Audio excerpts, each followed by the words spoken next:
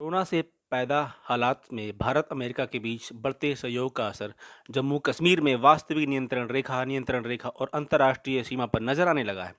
लद्दाख में वास्तविक नियंत्रण रेखा पर चीन ने अपने सैनिकों की संख्या बढ़ा दी है, तो पाकिस्तान ने सांबा व हीरानगर में अंतर्राष्ट्रीय सीमा पर अतिरिक्त सैन्य डिवीजनों को तैनात कर दिया है।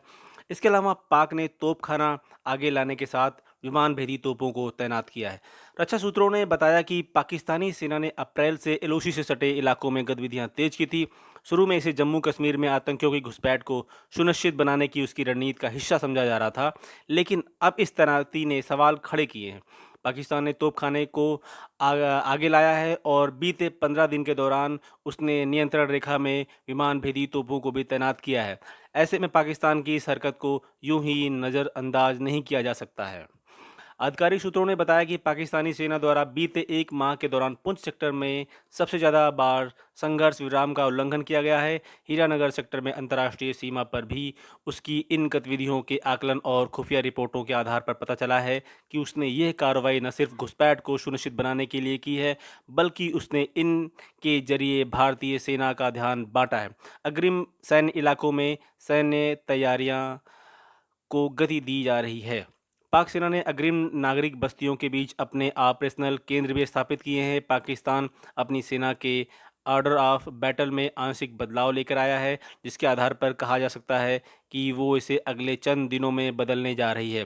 सूत्रों ने बताया कि नियंत्रण रेखा और अंतर्राष्ट्रीय सीमा के पार जहां पाक सेना में असामान्य हलचल हो रही है, तो वहीं पूर्वी लद्दाख में वास्तविक नियंत्रण रेखा भी इसी दौरान चीनी सेना की गतिविधियां तेज हो गई हैं। चीनी सेना के साथ 3 बार टकराव की स्थिति भी बनी है। पैंगोंग झील की लहरों पर भारत और चीन के सैनिक अपनी गश्ती मोटर बोट में एक दूसरे के सामने बैनरों के साथ डटे थे। अक्साई चीन इलाके में चीन ने अपने सैनिकों की संख्या को अचानक बढ़ा दिया है। 2 दशकों में ऐसा पहली बार हुआ है। वहीं भारत ने पहली बार चीन के साथ सटे इलाके में युद्धक विमानों को उड़ाया है। उत्तरी कमान के एक वरिष्ठ सैन्य अधिकारी ने बताया कि अंतर्राष्ट्रीय सीमा से लेकर पूर्वी लद्दाख में चीन से सटी वास्तविक नियंत्रण रेखा के पार होने वाली सभी गतिविधियों पर हमारी नज़र है। किसी भी स्थिति से निपटने के लिए हम समर्थ हैं। पड़ोसी मुल्कों के इरादों को देखते हुए हमने भी अपनी व्यापक तैयारी की है। जो जैसा करेगा उसके साथ वैसा ही व्यवहार किया जाएगा। रक्षा मामलों के विशेषज्ञ मेजर जनरल सेवानिवृत्त गोवर्धन सिंह जामवाल ने कहा कि चीन हमेशा आगे बढ़ने का बहाना तलाशता है। भारत उसके लिए सबसे बड़ी चुनौती है। कोरोना संकट के चलते अमेरिका और चीन में तल्खी बढ़ी है। वहीं भारत अमेरिका के रिश्तों में सुधार हुआ है।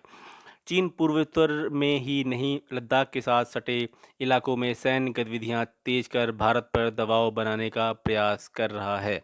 दोस्तों, अगर आपको ये वीडियो पसंद आया हो तो हमारे चैनल को सब्सक्राइब कीजिए और हमारे वीडियो को लाइक और शेयर ज़रूर कीजिए। धन्यवाद।